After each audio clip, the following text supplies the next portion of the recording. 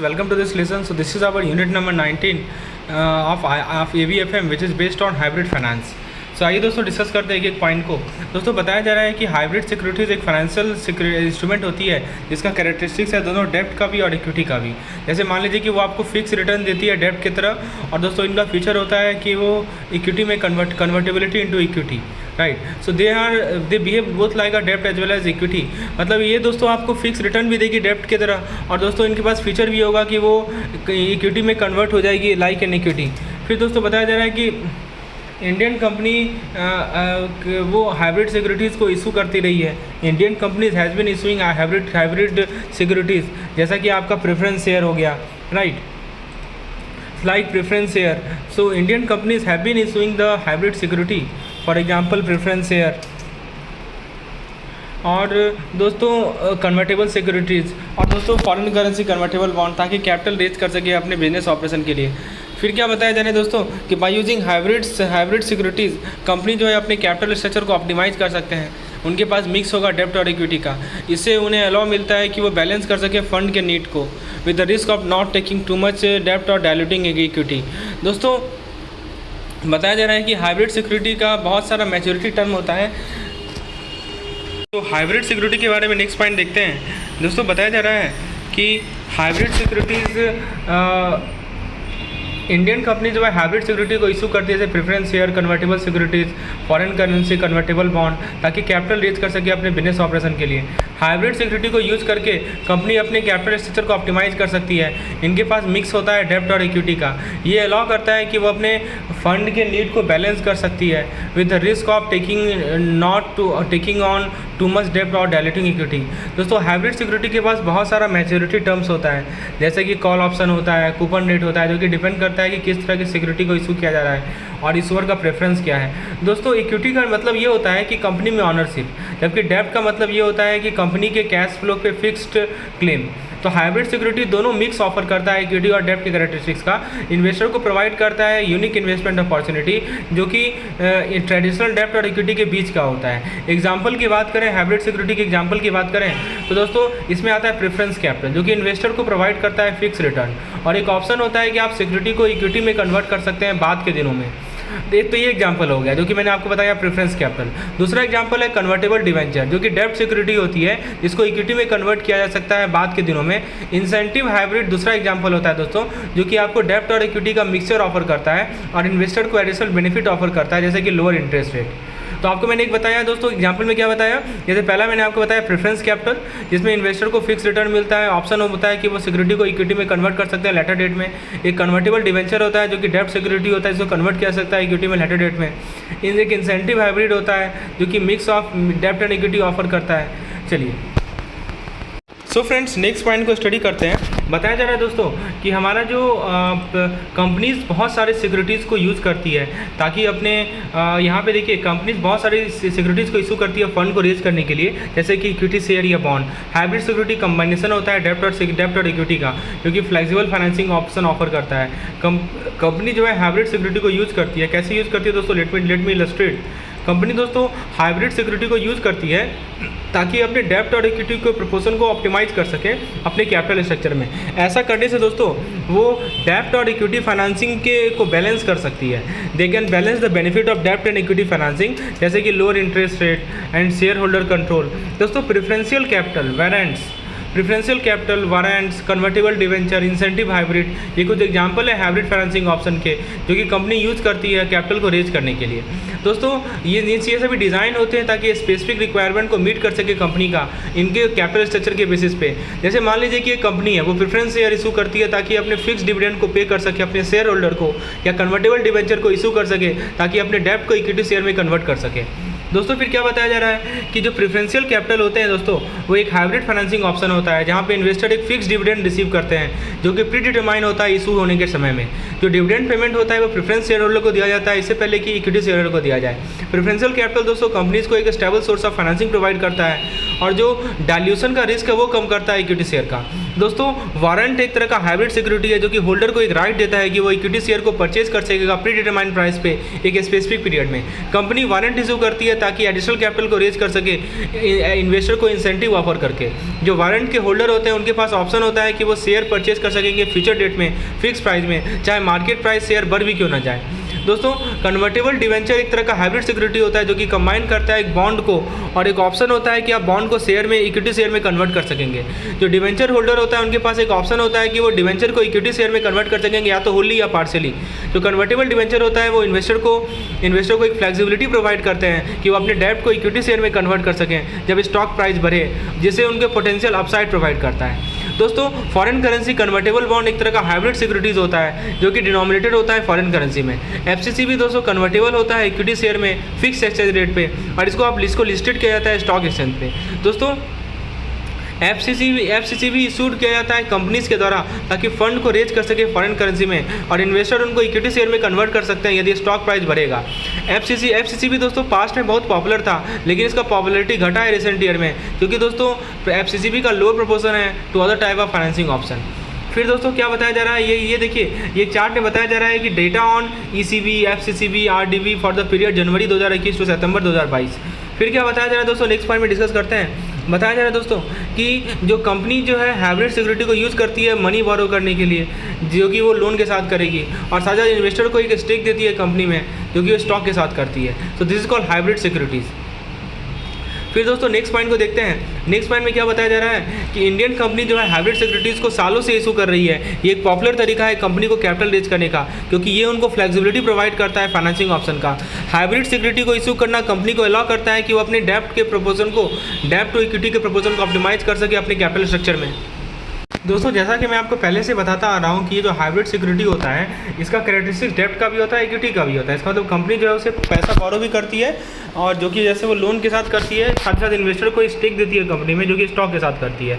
दोस्तों ये एक पॉपुलर तरीका है कंपनी को कैपिटल रेज करने का, राइट। वो फ्लेक्सिबिलिटी प्रोवाइड करता है उनको फाइनेंसिंग ऑप्शन में। दोस्तों बताया जा रहा है कि वो बैलेंस कर सकते हैं कि कितना फाइनेंसिंग बोरोइंग मनी से आएगा और कितना पैसा वो ऑनरशिप को सेल करके आएगा। फिर दोस्तों नेक्स्ट पॉइंट में बताया जा रहा है कि वारंट क्या होता है। मैंने ये सब पॉइंट आपको क्लियर किया है एफसीसीबी के रिगार्डिंग। अब जरा एडवांटेज डिसएडवांटेज की बात करते हैं। एडवांटेज क्या है, यील्ड हायर है। हाइब्रिड सिक्योरिटी ज़्यादा रिटर्न प्रोवाइड करती है देन रेगुलर डेब्ट सिक्योरिटीज, क्योंकि दोस्तों ये डेब्ट और इक्विटी दोनों के फीचर को कंबाइन करता है, इसलिए दोस्तों ये आपको ज़्यादा it provides you more returns, right. Higher returns you will get using hybrid securities. दोस्तों जैसे मान लीजिए कि कंपनी है जो कि हाइब्रिड सिक्योरिटी इशू करती है, जो कि फिक्स डिविडेंड दे रहा है 6% पर ईयर का, लेकिन दोस्तों इन्वेस्टर को एक ऑप्शन देगा कि वो अपने इन्वेस्टमेंट को कन्वर्ट कर सके share of the company at the later date. यदि कंपनी का स्टॉक प्राइस बढ़ता है तो इन्वेस्टर चूज कर सकते हैं कि अपने इन्वेस्टमेंट को शेयर में कन्वर्ट कर लेंगे और हाई रिटर्न अर्न करेंगे। फिर दोस्तों नेक्स्ट पॉइंट बताया जा रहा है कि चूंकि हाइब्रिड सिक्योरिटी का फिक्स डिविडेंड पेमेंट होता है तो उसका मार्केट प्राइस जो है लेस वोलेटाइल होता है देन स्टॉक। जैसे मान लीजिए कि एक कंपनी एक हाइब्रिड सिक्योरिटी इशू करती है जिसका फिक्स डिविडेंड है $2 पर शेयर पर ईयर, तो इन्वेस्टर दोस्तों एक्सपेक्ट करेंगे कि वो अमाउंट हर एक साल मिले इन्हें, चाहे कंपनी का स्टॉक प्राइस घटे या बढ़े। दोस्तों हाइब्रिड सिक्योरिटी ओवरऑल रिस्क को डाइवर्सिफाई करता है इशूअर के लिए, क्योंकि इसका कोई स्ट्रिक्ट डेफिनेशन नहीं है इक्विटी का और डेब्ट सिक्योरिटी का।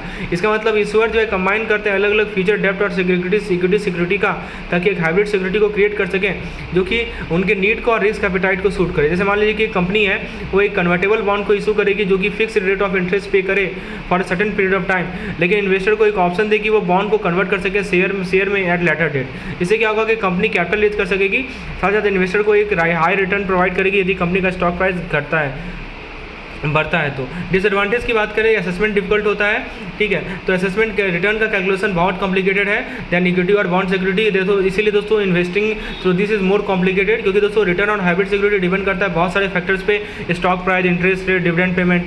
फिर दोस्तों बताया जा रहा है कि हाइब्रिड सिक्योरिटी के टाइप्स के बारे में। तो जो मोस्ट कॉमन सिक्योरिटी है वो होता है preference share, warrants, convertible debenture, foreign currency, FCCD, mezzanine finance. तो प्रेफरेंशियल दोस्तों प्रेफरेंस शेयर कैपिटल की बात करें तो दोस्तों बताया जा रहा है कि जो प्रेफरेंस शेयर होल्डर होते हैं उनके पास हाई प्रायोरिटी क्लेम होता है कंपनी के इनकम का और एसेट का, धंधा इक्विटी शेयर होल्डर है इसका मतलब कि यदि कंपनी फाइनेंशियल डिफिकल्टीज फेस करेगी या बैंकरप्ट चली जाए तो प्रेफरेंशियल शेयर होल्डर को पहले पे किया जाएगा, इससे पहले कि इक्विटी शेयर होल्डर को पे किया जाए। जैसे मान लीजिए कि कंपनी एक प्रेफरेंस शेयर को इशू करती है जो कि फिक्स डिविडेंड देता है 5% हर एक साल का, और कंपनी फाइनेंशियल डिफिकल्टी फेस करती है तो प्रेफरेंशियल शेयर होल्डर को ज़्यादा इक्विटी शेयर होल्डर से पहले पेमेंट किया जाएगा। फिर दोस्तों बताया जा रहा है कि जो हमारा प्रेफरेंशियल शेयर होल्डर है वो उन्हें फिक्स्ड डिविडेंड अमाउंट मिलता है जो कि गारंटेड होता है, और दोस्तों इक्विटी शेयर होल्डर को डिविडेंड देने से पहले प्रेफरेंशियल शेयर होल्डर को मिलता है। फिर बताया जा रहा है कि प्रेफरेंशियल शेयर होल्डर का हायर प्रायोरिटी क्लेम होता है कंपनी के एसेट पे, ठीक है। यदि कंपनी जो है डिविडेंड नहीं पे कर पाती है प्रेफरेंशियल शेयर होल्डर को तो उसके पास कोई राइट नहीं है, तो दोस्तों उसके पास कोई राइट नहीं है कंपनी को स्यू करना, unlike bond holder who can take legal action for non payment of interest. दोस्तों बताया जा रहा है कि जो प्रेफरेंशियल शेयर होल्डर होते हैं उनके पास हाई प्रायोरिटी क्लेम होता है कंपनी के एसेट पे then the equity share holder. इसका मतलब कंपनी यदि बैंकरप्ट चली गई या यदि एसेट को लिक्विडेट करना है क्रेडिटर को पे ऑफ करने के लिए तो प्रेफरेंशियल शेयर होल्डर को पहले पे किया जाएगा। प्रेफरेंशियल शेयर होल्डर का बहुत तरह का टाइप्स होता है, जैसे कुमुलेटिव या नॉन कुमुलेटिव प्रेफरेंशियल शेयर, ठीक है। तो ये सभी टाइप्स है दोस्तों। कुमुलेटिव प्रेफरेंशियल शेयर एक्युमुलेट करते हैं अनपेड डिविडेंड को, और इसको पे किया जाएगा इससे पहले कि आप डिविडेंड कुछ पे करें, यानी बाकी डिविडेंड पे करने से पहले आपको ये डिविडेंड पे करना है। दोस्तों क्रेडिट रेटिंग एजेंसी जैसे कि क्रिसिल, इकरा, केयर, फिनटेक ये प्रेफरेंस शेयर को रेट कर सकती है जो कि इन्वेस्टर को हेल्प करेगा इशूइंग कंपनी के क्रेडिट वर्दिनेस को एसेस करने के लिए, राइट। फिर दोस्तों नेक्स्ट पॉइंट में क्या बताया जा रहा है कि बहुत सारे क्लासेस है प्रेफरेंशियल शेयर के, ठीक है, सबका अलग अलग डिविडेंड रेट है, राइट्स है। जो सीनियर क्लासेस हैं, ठीक है, तो दोस्तों जो सीनियर क्लासेस हैं प्रेफरेंशियल शेयर का उनका हाई प्रायोरिटी क्लेम होता है कंपनी के इनकम का एंड एसेट का as compared to the junior classes. Preferential share को इशू किया जा सकता है बिना मैच्योरिटी के साथ या बिना मैच्योरिटी के डेट के साथ। इसका मतलब दोस्तों इसका कोई स्पेसिफिक डेट हो भी सकता है, नहीं भी हो सकता है जब वो मैच्योर करेगा। फिर दोस्तों क्या बताया जा रहा है प्रेफरेंशियल के बारे में कि जो प्रेफरेंशियल या इरिडेमेबल प्रेफरेंस शेयर होते हैं वो वैसे होते हैं जिनके पास कोई मैच्योरिटी डेट नहीं होता है। यानी दोस्तों प्रेफरेंशियल शेयर ऐसे प्रेफरेंशियल शेयर का कोई स्पेसिफिक डेट नहीं होता है जिस पे रिपेड किए जाएंगे कंपनी के द्वारा। इंस्टेड कंपनी जो है डिविडेंड पे करेगी प्रेफरेंशियल शेयर होल्डर को जब तक शेयर आउटस्टैंडिंग है। इसका एग्जांपल हो सकता है जैसे मान लीजिए कि कंपनी ने प्रेफरेंस शेयर इशू किया जो कि फिक्स डिविडेंड देता है 5% हर एक साल का और परपेचुअल है नेचर में। इसका मतलब दोस्तों उसका कोई फिक्स मैच्योरिटी डेट नहीं है। तो सेक्शन 43 जो है हमारा सेक्शन 47 जो है हमारा कंपनीज एक्ट का, इसमें कहा गया है कि प्रेफरेंस शेयर कैपिटल एक जो है इशूड शेयर कैपिटल का पार्ट होता है किसी कंपनी का जो कि प्रेफरेंशियल राइट कैरी करता है। इसका मतलब ये हुआ कि प्रेफरेंस शेयर कैपिटल एक तरह का शेयर कैपिटल होता है जो कि कंपनी इशू करती है और प्रेफरेंशियल राइट को कैरी करता है और अदर ऑर्डर शेयर। दोस्तों ये जो राइट होता है ये रिलेट करता है पेमेंट ऑफ डिविडेंड। जैसे मान लीजिए कि कंपनी बैंकरप्ट हो गया और उसको लिक्विडेट करना है अपने एसेट को, तो प्रेफरेंशियल शेयर होल्डर को पहले पे किया जाएगा इक्विटी शेयर होल्डर से पहले। फिर बताया जाए दोस्तों प्रेफरेंशियल कैपिटल का एडिशनल राइट होता है beyond the typical right associated with preferential share, जैसे right to convert it to equity share. इन सभी एडिशनल राइट के बावजूद कैपिटल को क्लासिफाई किया जाता है प्रेफरेंशियल कैपिटल। इसका एग्जांपल ऐसा है कि मान लीजिए कि कंपनी प्रेफरेंशियल शेयर को इशू कर रही है, इसके पास राइट है कि वो इक्विटी में शेयर में कन्वर्ट कर दे लेटर डेट में। दोस्तों बताया जा रहा है कि यदि कंपनी जो है अपने डिविडेंड को प्रेफरेंस शेयर के डिविडेंड को पे नहीं कर पाएगी 2 साल या उससे ज़्यादा के लिए, तो प्रेफरेंस शेयर होल्डर को ग्रांट किया जाएगा voting right on all companies resolution.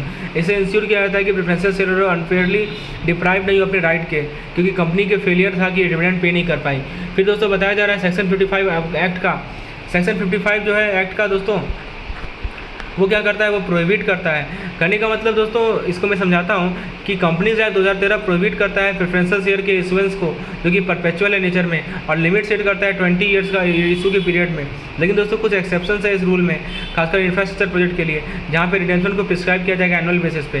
दोस्तों बहुत तरह के प्रेफरेंस शेयर होते हैं जो कि कंपनी इशू करती है। कुमुलेटिव प्रेफरेंस शेयर आपको फिक्स डिविडेंड पे करेगा, और दोस्तों कोई भी मिक्स डिविडेंड यदि है वह एक्युमुलेट होगा और उसको पे किया जाएगा, dividend can be paid to the equity share holder. Non cumulative preference share में ऐसा कोई दोस्तों फीचर नहीं होता है। पार्टिसिपेटिंग प्रेफरेंस शेयर दोस्तों पार्टिसिपेटिंग प्रेफरेंस शेयर अलाउ करता है प्रेफरेंस शेयर होल्डर को कि वो पार्टिसिपेट कर सके कंपनी के प्रॉफिट में beyond the fix dividend they receive. इसका एग्जांपल हो सकता है मान लीजिए कि कोई company cumulative preference share issue की जो कि फिक्स डिविडेंड देती है 5% का हर एक साल में, तो नॉन कुमुलेटिव प्रेफरेंस शेयर जो कि पे करेगा फिक्स डिविडेंड 7% पर ईयर, और पार्टिसिपेटिंग प्रेफरेंस शेयर जो कि पे करेगा fix dividend of 3% per year, but also allowed the preference share holder to participate in any additional profit. So friends now let's discuss the next point. दोस्तों next point बताया जा रहा है कि हमारा जो कुमुलेटिव, जैसे मान लीजिए कि आप एक कंपनी में इन्वेस्ट कर रहे हैं, आप क्या करें, क्युमुलेटिव प्रेफरेंस शेयर खरीद रहे हैं, तो कंपनी ने प्रॉमिस किया आपको कि आपको डिविडेंड देगा 5% पर हर एक साल इस शेयर पे। मान लीजिए किसी कारणवश कंपनी जो है डिविडेंड नहीं पे कर पाया किसी पार्टिकुलर साल में, तो जो अमाउंट ऑफ अनपेड डिविडेंड रहेगा वो एक्यूमुलेट होगा और उसको कैरी फॉरवर्ड किया जाएगा अगले साल में। जैसे मान लीजिए कि कंपनी जो है अपने डिविडेंड को पहले साल में नहीं पे कर पाई, तो जो अनपेड डिविडेंड था वो 10% पे एक्यूमुलेट हो जाएगा दूसरे साल में, 5% इस साल का और 5% पिछले साल का। तो जो अनपेड डिविडेंड होगा वो एक्यूमुलेट तब तक कंटिन्यू होगा जब तक उसको कंप्लीटली नहीं पे ऑफ किया जाए। तो चूंकि आप क्युमुलेटिव प्रेफरेंस शेयर होल्डर हैं, आपके पास राइट है कि आप पार्टिसिपेट कर सकेंगे, सारे रिजोल्यूशन में वोट कर सकेंगे, जो कि जनरल बॉडीज़ की मीटिंग के before the general body meeting of the share holder. ठीक है, यदि डिविडेंड डिले होता है एटलीस्ट 2 साल के लिए पीरियड के लिए, तो आप जो है पार्टिसिपेट कर सकते हैं। नॉन क्युमुलेटिव प्रेफरेंस शेयर में क्या होता है दोस्तों कि जो यदि मान लीजिए कि आप नॉन क्युमुलेटिव प्रेफरेंस शेयर में इन्वेस्ट करेंगे, तो आपके पास राइट होगा कि आप pre determined dividend payment receive करेंगे यदि कंपनी डिक्लेयर करती है dividend in that particular year. Company यदि डिक्लेयर करेगी कि हाँ इस साल इतना मेरा डिविडेंड लाभांश है, तभी आपको मिलेगा, अदरवाइज नहीं मिलेगा, समझे। तो यदि मान लीजिए किसी कारणवश कंपनी जो है डिक्लेयर नहीं करती है डिविडेंड एक पार्टिकुलर ईयर के लिए, तो दोस्तों आपका जो राइट है डिविडेंड रिसीव करने का वो फॉरफिट हो जाएगा, आपको नहीं मिलेगा। ठीक है, आपके पास कोई हक नहीं है डिविडेंड लेने का, समझे। तो जो ऑनर है, जो ऐसे शेयर के जो ऑनर होंगे वो कभी भी एलिजिबल नहीं होंगे डिविडेंड रिसीव करने के लिए एरियर इन द फ्यूचर। जैसे मान लीजिए कि कंपनी ने प्रॉमिस किया कि आपको 5% डिविडेंड देंगे नॉन क्युमुलेटिव प्रेफरेंस शेयर पे, और यदि कंपनी जो है डिक्लेयर नहीं करती है डिविडेंड एक पार्टिकुलर ईयर में, तो आप रिसीव नहीं करेंगे किसी डिविडेंड फॉर दैट ईयर। दोस्तों बताया जा रहा है पार्टिसिपेटिंग प्रेफरेंस शेयर में, जैसे मान लीजिए कि आप इन्वेस्ट करते हैं किसी कंपनी में, पार्टिसिपेटिंग प्रेफरेंस शेयर खरीदते हैं, कंपनी ने आपको प्रॉमिस किया कि 5 साल 5% का डिविडेंड देगी हर एक साल इस शेयर पे। इसके साथ साथ दोस्तों आपके पास राइट होगा कि आप किसी सरप्लस प्रॉफिट में पार्टिसिपेट कर सकेंगे, जो कि होगा आप जब इक्विटी शेयर होल्डर को डिविडेंड पे कर दिया गया। तो इसका मतलब ये हुआ कि यदि कंपनी प्रॉफिट कमाती है तो आपको 5% फिक्स डिविडेंड तो मिलेगा ही मिलेगा, इसके अलावा आपको दोस्तों एक सरप्लस प्रॉफिट का एक शेयर मिलेगा। जैसे मान लीजिए कि कंपनी को प्रॉफिट हुआ $1 लाख का और इक्विटी शेयर होल्डर को डिविडेंड पे किया गया $50,000 का, तो किसी प्री डिटरमाइंड रेट पे, तो जो रिमेनिंग $50,000 होगा ना वो डिस्ट्रीब्यूट किया जाएगा पार्टिसिपेटिंग प्रेफरेंस शेयर होल्डर में उनके शेयर होल्डिंग के अकॉर्डिंग। ठीक है, यदि वाइंडिंग अप का केस है तो आप चूंकि प्रेफरेंशियल शेयर होल्डर को होल्ड कर रहे हैं, तो आप इंटाइटल्ड है कि प्रीडिटरमाइंड अमाउंट ऑफ सरप्लस को रिसीव करें इससे पहले कि इक्विटी शेयर होल्डर को पे किया जाए। फिर दोस्तों बताया जा रहा है कि हमारा क्युमुलेटिव प्रेफरेंस शेयर क्या होता है। जैसे मान लीजिए कि कंपनी ने 100 क्युमुलेटिव प्रेफरेंस शेयर इशू किया, प्रत्येक का फेस वैल्यू है $100 और प्रत्येक का डिविडेंड रेट है 6%, तो प्रत्येक शेयर जो है डिविडेंड कितना रिसीव करेगा, $6 हर एक साल। यदि कंपनी जो है डिविडेंड पहले साल में नहीं पे करती है, तो जो डिविडेंड अमाउंट हर एक शेयर होल्डर को होगा वो कितना हो जाएगा, $12 हो जाएगा दूसरे साल में, और जब तक डिविडेंड पे न करते जाए ऐसे ही बढ़ता चला जाएगा। तो जो क्युमुलेटिव प्रेफरेंस शेयर होल्डर होते हैं उनके पास राइट होता है कि वो सारे के सारे अनपेड डिविडेंड को रिसीव करेंगे, जो कि रिकॉर्ड होंगे उनके contingent liability on the company balance sheet. Non cumulative preference share में जैसे मान लीजिए कि company 100 non cumulative preference share issue करती है जिसका फेस वैल्यू है $100 और डिविडेंड रेट है 6% का, तो प्रत्येक शेयर होल्डर को दोस्तों कितना रिसीव करेंगे, $6 रिसीव करेंगे हर एक साल। लेकिन यदि कंपनी जो है डिविडेंड एक साल में नहीं देती है, तो शेयर होल्डर का राइट क्या है कि वो डिविडेंड रिसीव करेगा उस साल के लिए, फॉरफिट हो जाएगा। पार्टिसिपेटिंग प्रेफरेंस शेयर मैंने आपको बताया ही, जैसे मान लीजिए कि company 100 participating preference share issue करती है, फेस वैल्यू है $100 का और डिविडेंड रेट है 6% का, तो प्रत्येक शेयर होल्डर जो है इंटाइटल्ड है कि वो 6% का डिविडेंड $6 का डिविडेंड रिसीव करेगा हर एक साल। यदि कंपनी के पास सरप्लस प्रॉफिट होता है डिविडेंड पे करने के बाद, तो इक्विटी शेयर होल्डर को डिविडेंड पे करने के बाद यदि कंपनी के पास सरप्लस प्रॉफिट होता है, तो जो प्रेफरेंशियल शेयर होल्डर होंगे वो उसका पोर्शन रिसीव करेंगे। फिर दोस्तों नॉन पार्टिसिपेटिंग प्रेफरेंस शेयर क्या होता है। मान लीजिए कि company 100 non participating preference share issue करती है, फेस वैल्यू है $100 प्रत्येक का और डिविडेंड रेट है 6% का, तो प्रत्येक शेयर होल्डर को रिसीव होगा $6 का डिविडेंड हर एक साल। लेकिन दोस्तों उसके पास कोई एडिशनल राइट नहीं होगा कि वो पार्टिसिपेट कर सके प्रॉफिट में या सरप्लस में जब कंपनी वाइंड अप होगी। रिडेमेबल प्रेफरेंस शेयर क्या होता है दोस्तों, जैसे मान लीजिए कि company 100 redeemable preference share issue करती है, फेस वैल्यू है $100 और रिडेम्पशन पीरियड है 5 साल का, तो कंपनी ऑब्लिगेटेड है कि वो रिडीम कर ले इन सभी शेयर को 5 साल के पीरियड में, और शेयर होल्डर जो है फेस वैल्यू रिसीव करेंगे शेयर का along with any accumulated dividend. दोस्तों बताया जा रहा है नॉन रिडेमेबल प्रेफरेंस शेयर के बारे में। जैसे मान लीजिए कि company 100 non redeemable preference share issue करती है, फेस वैल्यू है $100, तो जो शेयर है वो किसी अरेंजमेंट के कारण साथ नहीं आया है अगेंस्ट रिगार्डिंग रिडेम्पशन, यदि कंपनी ऑब्लिगेटेड नहीं है कि उसे रिडीम करेगी। और रिडेम्पशन में क्या बताया कि 5 साल के बाद उसे रिडीम करना ही करना है।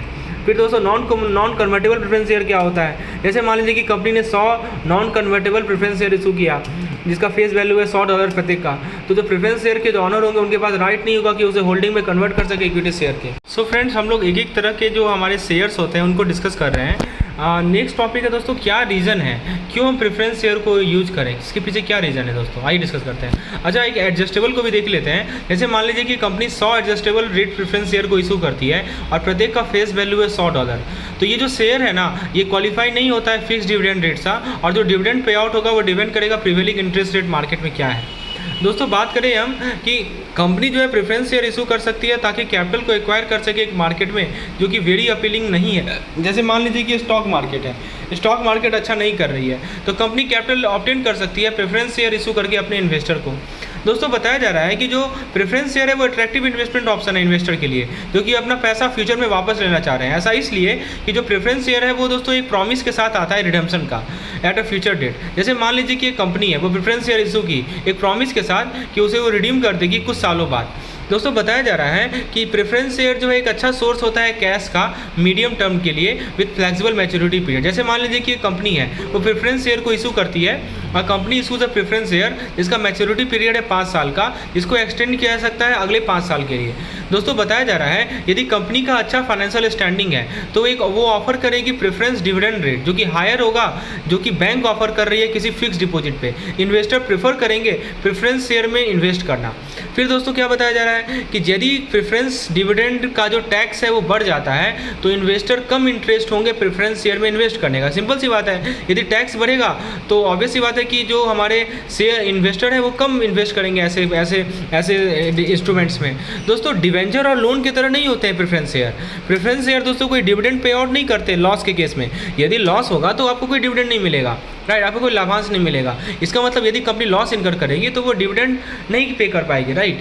फिर क्या बताया जा रहा है, यदि कोई कंपनी प्रेफरेंस शेयर इशू करती है इस प्रॉमिस के साथ कि वो 5 साल के बाद रिडीम कर देगी तो कंपनी को अमाउंट रिपे करना पड़ेगा आफ्टर 5 ईयर। फिर क्या बताया जा रहा है दोस्तों, जो प्रेफरेंस शेयर है उसको रिडीम कर सकते हैं। जैसे मान लीजिए कि कंपनी ने प्रेफरेंस शेयर इशू किया 100 रुपीज़ का, राइट, तो कंपनी ने प्रेफरेंस शेयर इशू किया 100 रुपीज़ का और 10 साल समय के लिए और डिविडेंड रेट है 8% का। तो as per the agreement company जो है इन सभी शेयर को रिडीम कर सकते हैं या तो 5 साल के बाद या 10 साल के बाद, ठीक है। शेयर होल्डर को 100 रुपीज़ पर शेयर दे देंगे और प्लस जो डिविडेंड रेट होगा 8% पर ईयर के हिसाब से वो दे देंगे। दोस्तों फिर बताया जा रहा है कि जो शेयर होल्डर है, जैसे मान लीजिए कि कंपनी जो है प्रेफरेंस शेयर को रिडीम कर लेते हैं 5 साल के बाद, तो शेयर होल्डर को कितना पैसा मिलेगा, 100 रुपया तो मिलेगा ही मिलेगा एक शेयर के हिसाब से, और प्लस जो 8% का डिविडेंड रेट है 5 साल के लिए वो मिलेगा। जैसे मान लीजिए कि शेयर होल्डर के पास 100 शेयर है तो कितना मिल जाएगा इसको, 100 × 100 यानी कि 10,000 प्लस 8% ऑफ 10,100 यानी दोस्तों कुल मिलाकर उसको 14,000 मिलेगा, ठीक है। फिर क्या बताया जा रहा है दोस्तों, सेक्शन 55 जो है कंपनीज एक्ट का, उसमें लिखा गया है कि कंपनी को कुछ गाइडलाइन फॉलो करना पड़ेगा जब भी वो प्रेफरेंस शेयर को रिडीम करेगी। जैसे कंपनी एक कैपिटल रिडेम्पशन रिजर्व अकाउंट को मेंटेन करे ताकि इंश्योर करे कि आउटसाइडर इंटरेस्ट सेफगार्डेड हो। दोस्तों फिर बताया जा रहा है कि यदि कंपनी अपने प्रेफरेंस शेयर को रिडीम करना चाहती है तो वो फ्रेश शेयर इशू कर सकती है या डिस्ट्रीब्यूटेबल प्रॉफिट को रिटेन कर सकती है या उसे ट्रांसफर कर सकती है कैपिटल रिडेम्पशन रिजर्व अकाउंट में। ऐसा इसलिए किया जाता है ताकि कंपनी का जो फाइनेंशियल पोजीशन है वो स्ट्रांग रहे और आउटसाइडर का इंटरेस्ट अफेक्टेड ना हो। फिर दोस्तों बताया जा रहा है कि जब भी कोई कंपनी रिडीम करती है प्रेफरेंस शेयर को तो कोई रिडक्शन नहीं हो शेयर होल्डर के फंड में, रैदर जो कैपिटल रिडीम का जो नॉमिनल वैल्यू है उसे सब्स्टिट्यूट किया जाएगा ताकि same amount of share holder fund को मेंटेन किया जाए। दोस्तों बताया जा रहा है कि जब भी कोई कंपनी प्रेफरेंस शेयर को इशू करती है तो वो डिविडेंड अमाउंट को रिटेन कर सकती है बिजनेस में ताकि उसे ये यूज कर सके प्रेफरेंस शेयर के रिडेम्पशन के लिए फ्यूचर में। दोस्तों इंडियन बैंक जो है PNCPS perpetual non cumulative preference share को इशू करती है ताकि कैपिटल को रेज कर सके। PNCPS परपेचुअल होता है, इसका मतलब कि उनके पास कोई मैच्योरिटी डेट नहीं होता है। ये नॉन कम्युलेटिव है, इसका मतलब कि बैंक यदि डिक्लेयर नहीं करती है डिविडेंड के रूप में इस पार्टिकुलर ईयर में तो ये अक्युमुलेट नहीं होगा या फ्यूचर में पेड नहीं हो, फ्यूचर में पेड होगा। PNCPS को 81 में क्लासिफाई किया जाता है, एडिशनल टियर 1 कैपिटल क्लासिफाई किया जाता है एज पर बेसल 3 गाइडलाइन। इसका मतलब दोस्तों ये कंसिडर किया जाएगा हाई रिस्क कैपिटल और ये लॉसेस को एब्जॉर्ब कर सकता है बिना बैंक के लिक्विडेशन को ट्रिगर किए। दोस्तों आइए नेक्स्ट स्लाइड पे चलते हैं, एक एक पॉइंट को डिस्कस करते हैं अच्छे तरीके से। दोस्तों क्या बताया जा रहा है कि जो PNCPS होंगे, ठीक है, इसका मतलब ये हुआ दोस्तों बैंक जो है PNCPS शेयर को इशू करेंगे और कोई सेपरेट एंटिटी क्रिएट नहीं करेंगे जैसे कि स्पेशल पर्पस व्हीकल होता है इन सभी शेयर को इशू करने के लिए, ठीक है। जो PNCPS शेयर होता है वो फुल्ली पेड अप होगा बैंक के लिए। दोस्तों बताया जा रहा है कि PNCPS शेयर जो बैंक इशू करती है as per the part of 81 capital वो रिस्क वेट एसेट का अपने रिस्क वेट एसेट का 1.5% से ज़्यादा नहीं होगा। PNCPS शेयर जो बैंक बैंक इशू करती है उसके पास कोई मैच्योरिटी डेट नहीं होता है, मैंने आपको परपेचुअल बताया था, और कोई इंसेंटिव नहीं होता रिडेम्पशन का। फिर दोस्तों बताया जा रहा है कि जो भी डिविडेंड इन्वेस्टर को पे किया जाएगा, डिविडेंड जो कि इन्वेस्टर को पे किया जाएगा, इसके बारे में बताया जा रहा है दोस्तों। आइए डिस्कस करते हैं। सो फ्रेंड्स, यहाँ बताया जा रहा है कि जो भी डिविडेंड इन्वेस्टर को पे किया जाएगा, द डिविडेंड विच इज़ पे टू द इन्वेस्टर, जो कि पीएनसीपीएस के शेयर को होल्ड करते हैं, वो या तो फिक्स्ड होगा या फ्लोटिंग होगा। क्या मतलब हुआ कि या तो वो मार्केट डिटरमाइन रुपी इंटरेस्ट रेट बेंचमार्क रेट पे बेस्ड होगा। दोस्तों बताया जा रहा है कि जो पीएनसीपीएस शेयर है उसके पास कोई पुट ऑप्शन नहीं होगा, जो कि अलाउ करता है इन्वेस्टर को कि वो शेयर को वापस बेच सके बैंक को। लेकिन दोस्तों बैंक इंस्ट्रूमेंट इशू करेगी एक कॉल ऑप्शन के साथ, जो कि अलाउ करेगा बैंक को कि वो शेयर को स्पेसिफिक डेट पे वापस खरीद सके। दोस्तों बताया जा रहा है कि जो कॉल ऑप्शन होता है पीएनसीपीएस शेयर पे, ठीक है, जो कॉल ऑप्शन होता है दोस्तों पीएनसीपीएस शेयर पे, वो एक्सेप्टेबल तभी होगा जब शेयर को कम से कम 5 साल के लिए होल्ड किया गया है। ये सभी दोस्तों क्वेश्चन यहाँ से भी न्यूमेरिकल क्वेश्चन बनते हैं। फिर क्या बताया जा रहा है दोस्तों कि देखिए कि कॉल ऑप्शन जो पीएनसीपीएस शेयर पे होता है वो एक्सेप्टेबल होगा जब शेयर को होल्ड किया गया है कम से कम 5 साल के लिए। दोस्तों यदि बैंक एक्सरसाइज करती है कॉल ऑप्शन कि हम पीएनसीपीएस शेयर को वापस खरीद लेंगे, तो वो क्लियरेंस लेगी आरबीआई के डिपार्टमेंट ऑफ रेगुलेशन से। दोस्तों बताया जा रहा है कि बैंक एक एक्सपेक्टेशन क्रिएट ना करे कि वो एक्सरसाइज करेगी कॉल ऑप्शन को कि वो वापस पीएनसीपीएस शेयर को खरीदे।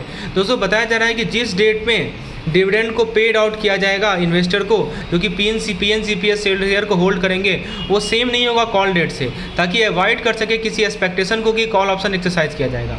बताया जा रहा है दोस्तों कि यदि बैंक ने इशू किया है PNCPS share in excess of the limit share, जैसे जितना लिमिट आपने 81 कैपिटल के लिए शेयर किया उससे ज़्यादा पीएनसीपीएस शेयर के लिए इशू किए हैं, तो उसे कंसिडर किया जाएगा टीयर 2 कैपिटल, कुछ कंडीशन से सब्जेक्टेड होगा।